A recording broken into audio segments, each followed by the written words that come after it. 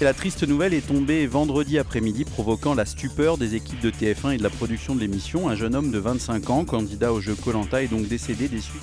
Après la mort la semaine dernière d'un candidat âgé de 25 ans suite à une crise cardiaque lors du tournage de Koh-Lanta au Cambodge, les questions polémiques sont nombreuses, mais une domine plus que les autres. Comment un tel drame peut-il arriver? Julien vous donnera la réponse dans un instant. Bonsoir et soyez les bienvenus, voici le reste du sommaire de Mediamix. Dans ce magazine également, nous verrons que Scène de ménage, qui vient de fêter son 2000e épisode sur M6, pourrait accueillir un nouveau couple. Gaëtan nous en dira plus dans la News Mix. Nous retrouverons dans quelques minutes Franck dans la rubrique de l'expert des médias. Avec lui, nous nous intéresserons à la signalétique jeunesse dans les programmes de télévision. Et puis enfin, il ne faudra pas oublier le Focus Made in Mediamix, l'image de la semaine. Nous sommes le dimanche 31 mars 2013 et vous regardez le 239e numéro.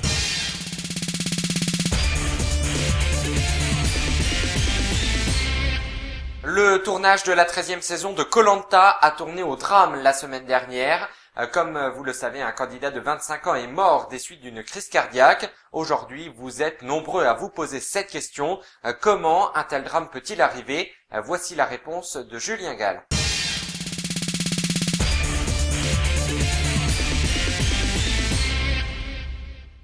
Koh-Lanta est une émission de télé-réalité française basée sur l'aventure, existant depuis 2001 et étant présentée par Denis Brognard depuis 2002. Au départ adapté d'un concept suédois, les candidats sont répartis dans Koh-Lanta en deux équipes, appelées tribus, les rouges et les jaunes.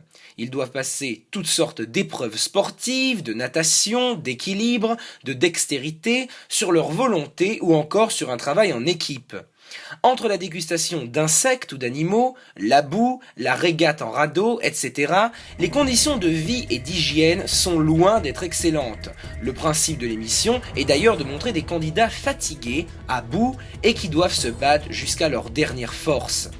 Ce qui nous amène à nous poser la question: Koh-Lanta est-il à terme un jeu dangereux pour les candidats? Quels sont les risques encourus? Eh bien, à première vue, cela peut paraître bizarre à dire, aucun. Une batterie de tests médicaux est effectuée sur chaque candidat sélectionné avant l'émission. Ces candidats sont d'ailleurs choisis pour leurs compétences sportives, leur endurance et leur ténacité face à ce qui leur est demandé.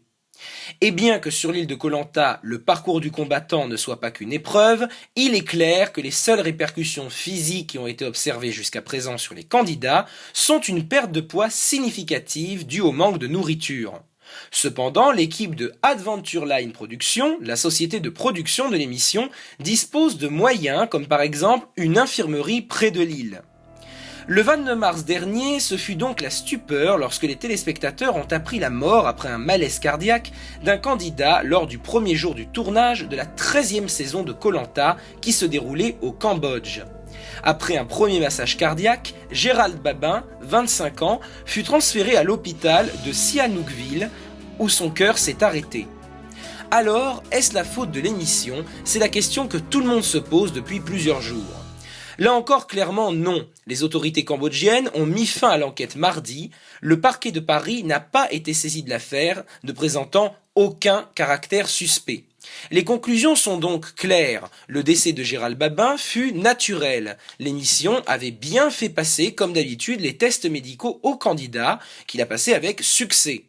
Koh-Lanta n'est donc en rien responsable de ce qui est arrivé au Cambodge cette année, mais la saison a tout de même été annulée.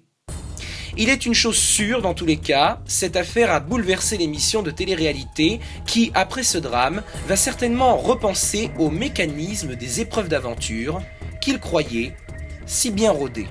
Et comme toutes les semaines, nous vous demandons votre avis dans notre sondage. Depuis lundi dernier, nous vous demandions si TF1 devait arrêter définitivement son jeu Koh-Lanta. Et vous avez été 65% à répondre non, contre 30% de oui. Dès demain, nous vous en proposerons un nouveau sur notre page officielle. Lundi dernier, à 20h10, M6 diffusait le 2000e épisode de Scène de ménage. Après 4 ans de succès, la série pourrait accueillir un nouveau couple, comme nous le dit Gaëtan dans la rubrique de la News Mix. Regardez.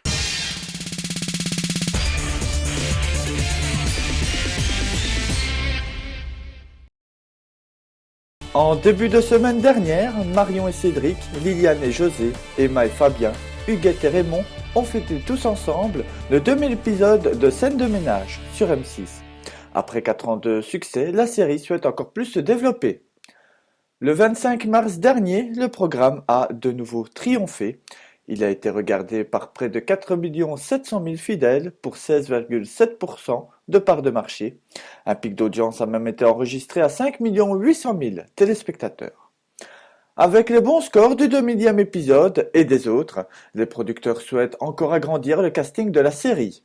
En effet, un 5e couple pourrait faire son apparition pour la saison prochaine. Aujourd'hui, le feuilleton compte plus de 2 millions de fans sur Facebook, 7200 situations écrites, une vingtaine d'auteurs et plus de 200 000 coffrets DVD vendus. M6 va relancer l'émission Le Pensionnat. En effet, la chaîne est à la recherche de jeunes âgés de 13 à 15 ans. M6 souhaite leur faire passer leur certificat d'études. Vous pouvez d'ores et déjà vous inscrire par téléphone au 3606 ou sur m6.fr. L'image de la semaine, c'est la photo d'Evelyne Delia. La présentatrice de la météo de TF1 affirme dans Télé Loisirs qu'elle pète maintenant le feu. L'année dernière, elle avait eu de gros problèmes de santé.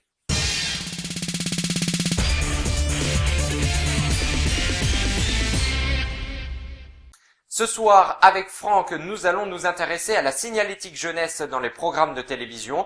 Bonsoir. Bonsoir Romain.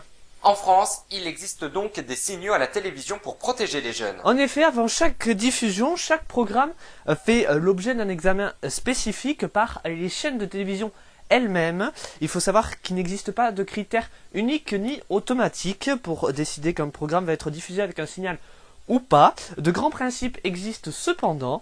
Vous pouvez ainsi rencontrer 4 logos spécifiques. Celui des moins de 10 ans, moins de 12 ans, moins de 16 ans ainsi que moins de 18 ans.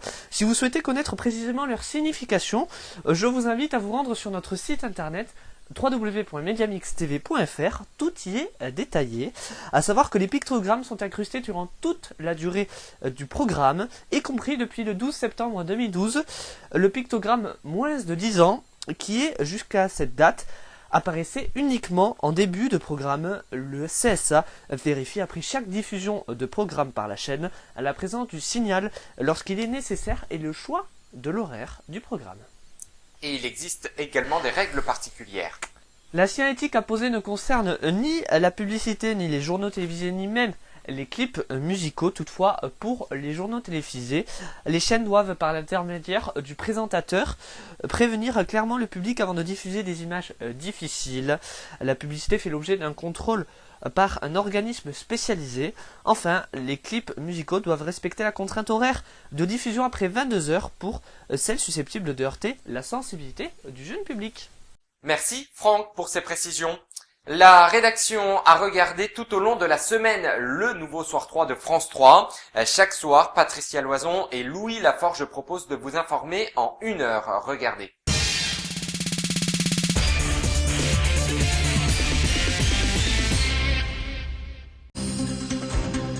Au lendemain de la forte mobilisation contre le mariage pour tous, la société française plus divisée que jamais face aux défis de la rue. Que peut faire, que doit faire le gouvernement?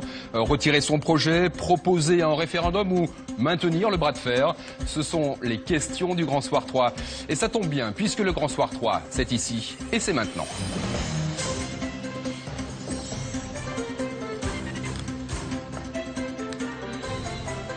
Oui, la solution, vous le savez, a été dévoilée au petit matin. L'Europe débloque 10 milliards d'euros pour l'île. En échange, elle doit renoncer à son statut de paradis fiscal et peut-être aussi à sa prospérité. Pierre Didier. Dominique, quel calcul ? Il y avait surtout Michel Barnier, je crois bien. Petit problème. On a un petit problème technique. Attention, nous avons juste un petit problème technique. Est-ce que, en revanche, on va repartir du côté de Chypre, Patricia, pour voir la situation aujourd'hui. Chypre qui est en partie sauvée d'affaires. Voilà, l'Europe a débloqué 10 milliards pour l'île, mais en échange, elle doit renoncer à son statut de paradis fiscal. Sur place, on s'inquiète. Pierre Didier.